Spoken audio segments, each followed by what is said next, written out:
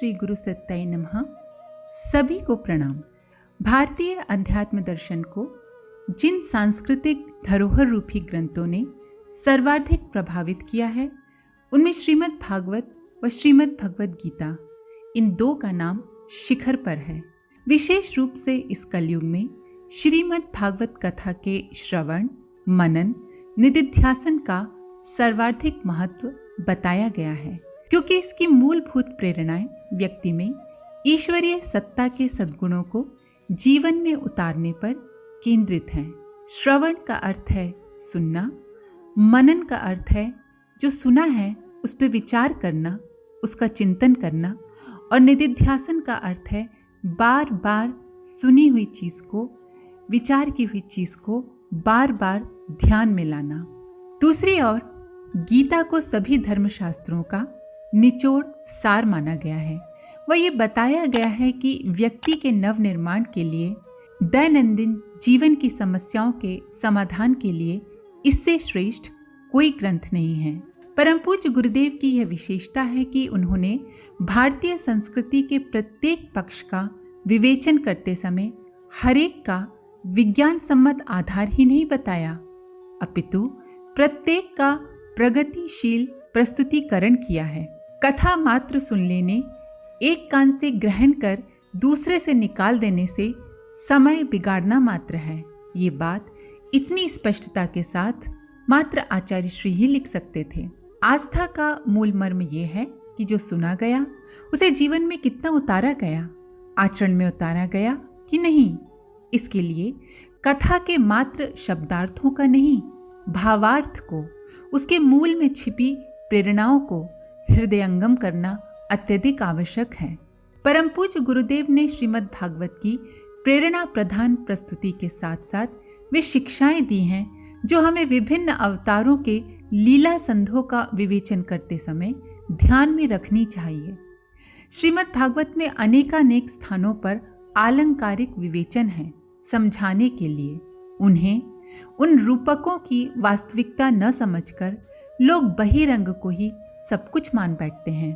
किंतु आचार्य श्री की लेखनी का कमाल है कि उन्होंने महारास से लेकर अवतारों की प्रगटीकरण प्रक्रिया प्रत्येक के साथ प्रेरणाप्रद प्रगतिशील चिंतन प्रस्तुत किया है।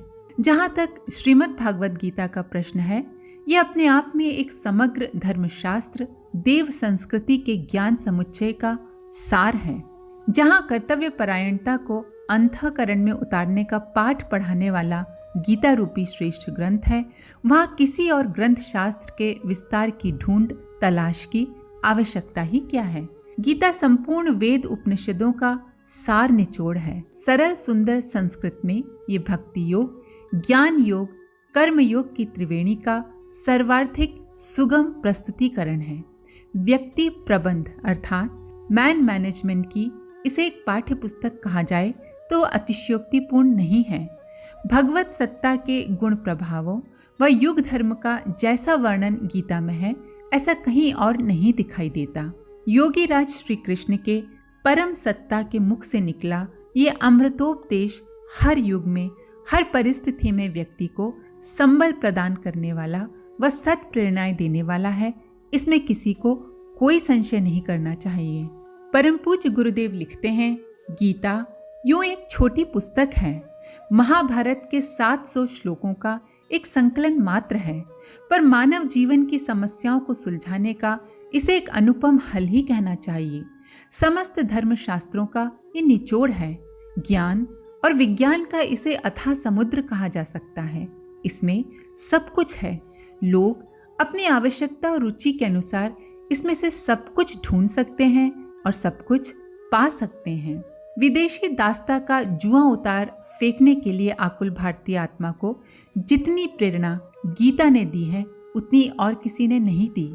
इसे पढ़ने, सुनने और मनन करने के बाद भारत के लाखों सपूतों ने जीवन की नश्वरता एवं कर्तव्य की महत्ता को पहचाना और अपने तन मन धन से मातृभूमि का गौरव बढ़ाने के निमित्त उत्सर्ग करने को तत्पर हो गए। क्रांतिकारी आंदोलन के शूरवीर सैनिक गीता को छाती से चिपकाए हुए फांसी के तख्तों पर उछलते हुए चढ़े। योगी अरविंद ने गीता के माध्यम से नई पीढ़ी को त्याग और बलिदान के लिए प्रोत्साहित किया। बंगाल से लेकर सारे भारतवर्ष में फैले हुए क्रांतिकारी संगठनों की प्रेरणा का स्रोत गीता ही बनी रही। महर्षि औरोबिंदो द्वारा वह तत्व ज्ञान जिसके भी अंतःकरण में उतार दिया गया, वे फौलाद जैसे पक्के और मजबूत हो गए। जेल में हर सत्याग्रही एक गीता अपने साथ जरूर ले जाता था। कहते हैं अंग्रेजी सरकार को गुप्तचर विभाग ने सूचना दी कि गीता ने स्वराज्य की आग भड़काई है, तो एक बार गीता को पकड़ने के लिए वारंट जारी कर दिया गया। बाद में पता चला गीता कोई मनुष्य नहीं वरन पुस्तक है, तब वो वारंट रद्द करना पड़ा। राष्ट्रीय उत्कर्ष का एक रोल समाप्त हुआ। राजनैतिक स्वतंत्रता प्राप्त कर ली गई। बाह्य दृष्टि से उसका श्रेय राजनीतिक पार्टियों को या व्यक्तियों को मिल सकता है, पर इसका आध्यात्मिक श्रेय गीता को प्राप्त है, इससे इनकार नहीं किया जा सकता। अब हमें आगे बढ़ना है, दूसरे कदम उठाने हैं। राजनीतिक स्वतंत्रता से हमें केवल अपने भाग्य को बनाने और बिगाड़ने का अधिकार मिला है। पुनरुत्थान का कार्य तो अब हमें करना होगा, करने का समय तो अब आया है। राजनीतिक स्वाधीनता ने इसके लिए पथ प्रशस्त मात्र किया है, मार्ग की अड़चन मात्र को हटाया है। विदेशी गुलामी के दिनों में हमें अपार क्षति उठानी पड़ी है। उन हानियों में सबसे बड़ी क्षति मानसिक और नैतिक स्तर गिरने का है। किसी समाज के यही दो आधार स्तंभ होते हैं, इन्हीं पर उसकी स्थिति, उन्नति एवं अवनति निर्भर रहती है। हम इन दोनों ही क्षेत्रों में कितने पिछड़े हैं, इसकी चर्चा करने मात्र से किसी भी भावनाशील अंतःकरण में पीड़ा उठ पड़ती है। भाग्यवाद एवं परावलंबन की कुत्सित वृत्तियां जनसाधारण के मन में घर किए बैठी हैं। अपनी गरीबी का कारण लोग भाग्य, ईश्वर, समय या ग्रह नक्षत्रों को मानते हैं और कोई अवतार प्रकट होकर उनके दुख दूर करेगा, ये आशा लगाए बैठे रहते हैं। आलस और अकर्मण्यता के कारण इतनी बड़ी आबादी वाला हमारा देश अपनी मेहनत से जो कर सकता था उसका 100वां भाग भी नहीं कर पा रहा है। आध्यात्मिकता एवं धर्म का उद्देश्य मनुष्य को उज्जवल चरित्र देना एवं लोक सेवी बनाना था, पर उसके स्थान पर मामूली से कर्मकांड करने पर बड़े से बड़े पापों से छुटकारा मिलने की बात कहकर मन माने पाप करने की छूट दे दी गई है। क्रिया कांडों की चिन्ह पूजा ही धार्मिकता का प्रतीक बन बैठी है। अध्यात्म का प्रकाश मिलने पर व्यक्ति को अधिक परमार्थी एवं लोकसेवी बनना चाहिए था, पर आज बिल्कुल उल्टा हो गया। लोग संसार को माया एवं मिथ्या कहने लगे और समाज की क्या स्थिति है इसकी उपेक्षा करके अपने व्यक्तिगत स्वर्ग, मुक्ति या रिद्धि सिद्धि के गोरख धंधे में उलझ गए। आज लाखों व्यक्ति भारत में ऐसे हैं जो आध्यात्म के नाम पर अपनी रोजी रोटी कमाते हैं और जनता के लिए अतिरिक्त भार बनकर बैठे हैं। यदि हमारे अध्यात्म का स्वरूप सही रहा होता तो इतने लोग राष्ट्र निर्माण के कार्यों में संलग्न होकर समाज की स्थिति को कितनी अधिक समुन्नत बना सकते थे। और सामाजिक कुरीतियों का तो कहना ही क्या है। विवाह शादियों के नाम पर होने वाले खर्चे ने हिंदू जाति की आर्थिक कमर ही तोड़ दी है और हर औसत हिंदू को लालची, कंजूस, स्वार्थी एवं अनीति युक्त कमाई करने के लिए विवश कर दिया है। मृत्यु भोज जैसी उपहासास्पद प्रथाएं हमारे यहाँ मौजूद हैं। देवी देवताओं, भूत प्रेतों का जो स्वरूप सामने प्रस्तुत है उससे भोली जनता का कितना शोषण होता है और इस भ्रम जाल से कितने संडे मुस्तंडे गुलछर्रे उड़ाते हैं। यह हमारे पिछड़ेपन का बड़ा ही करुण चित्र है। सामूहिकता का महत्व भूलकर हम व्यक्तिवादी बन गए हैं। संकीर्ण स्वार्थ से ऊंचा उठकर दूर की बात सोचने की क्षमता कितने लोगों में, कितनी मात्रा में रह गई है, इसे हम रोज देख सकते हैं। व्यक्तिवाद के कारण स्वार्थ बढ़ा है और स्वार्थपरता ने अनीति एवं अपराधों की वृद्धि की है। अनैतिक कार्यों के प्रति तीव्र घृणा हमारे मन में रही ही कहाँ है। उसके स्थान पर दुष्प्रवृत्तियों को अपनाने और उनसे समझौता करने में लाभ समझा जाने लगा है।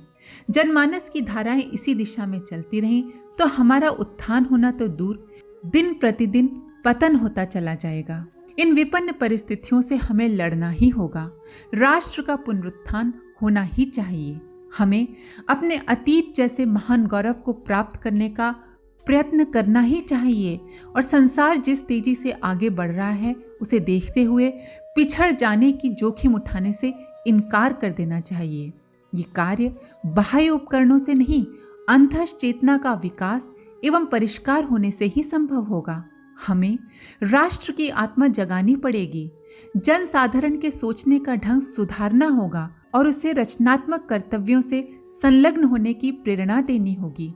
प्रत्येक विचारशील एवं देशभक्त भारतीय के लिए आज की परिस्थितियों में सबसे श्रेष्ठ, सबसे आवश्यक कर्तव्य यही बन गया है कि वो अपना एवं अपने परिवार का, अपने समाज का बौद्धिक एवं नैतिक स्तर ऊंचा उठाने के लिए सामर्थ्य भर प्रयत्न करे। उत्थान का यही सच्चा आधार हो सकता है। आर्थिक उत्कर्ष के लिए सरकारी और गैर सरकारी योजनाएं चल रही हैं, उन्हें चलना भी चाहिए। देश में धन बढ़े यह आवश्यक है, पर इससे भी आवश्यक यह है कि लोगों की भावनाएं और क्रियाएं आदर्शवाद की ओर अग्रसर हों, अन्यथा गिरी हुई मानसिक एवं चारित्रिक स्थिति रहने पर बढ़ा हुआ धन उल्टे और उपद्रव उत्पन्न करेगा। लोग उसका दुरुपयोग करेंगे और अपेक्षाकृत जल्दी विनाश की ओर अग्रसर होंगे। इसलिए आर्थिक प्रयासों से भी अधिक ध्यान हमें राष्ट्र के बौद्धिक एवं चारित्रिक उत्कर्ष की ओर देना चाहिए। ये कार्य राजतंत्र के द्वारा संभव नहीं, इसे तो धर्मतंत्र द्वारा ही पूरा किया जा सकता है। सरकारी कर्मचारियों की वह नैतिक स्थिति नहीं होती कि वे जनसाधारण के अंतःकरण में प्रवेश कर उनकी दिशा परिवर्तन कर सकें। आस्थाओं का बदलना और पलटना धर्म का काम है, उसकी रचना इसी प्रयोजन के लिए हुई है। अस्तु, बौद्धिक और नैतिक क्रांति का उत्तरदायित्व स्वभावतः धर्मतंत्र के ऊपर जा पड़ता है। प्रसन्नता की बात है कि जहां धर्म क्षेत्र में अपना उल्लू सीधा करने वाले बहुत हैं, वहां ऐसे भी कुछ लोग हैं जो अपनी जिम्मेदारियों को समझने और संभालने के लिए उन्मुख हो रहे हैं। ऐसे लोगों की एक कार्य पद्धति का नाम युग निर्माण योजना है। अखंड ज्योति परिवार के सदस्यों ने इसे आरंभ किया है। इसका कार्यक्षेत्र समस्त भारत और समस्त विश्व है। गीता के माध्यम से हम जन जागरण की आवश्यकता की पूर्ति पर बहुत विश्वास करते हैं। अतएव ये सोचा गया है कि राष्ट्र की बौद्धिक एवं नैतिक क्रांति के लिए गीता के माध्यम से मोहग्रस्त अर्जुन की तरह अवसाद में डूबे हुए, डिप्रेशन में डूबे हुए समाज को कर्तव्य पथ पर अग्रसर होने के लिए नव निर्माण का पांचजन्य बजाने और प्रगति के गांडीव पर प्रत्यंचा चढ़ाने के लिए तत्पर किया जाए। हमारा विश्वास है कि गीता में वह क्षमता समुचित रूप से विद्यमान है। राजनीतिक स्वतंत्रता संग्राम में गीता अपनी महत्वपूर्ण भूमिका प्रस्तुत कर चुकी है।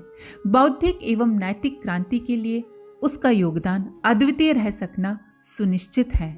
आने वाले कुछ दिनों तक हम परम पूज्य गुरुदेव द्वारा श्रीमद् भागवत गीता एवं श्रीमद् भागवत के विभिन्न पक्षों की अनूठी विवेचना सुनेंगे और उसमें निहित प्रेरणाओं को अपने जीवन में उतारने का भरसक प्रयत्न करेंगे। आप सभी का धन्यवाद। ओम शांति।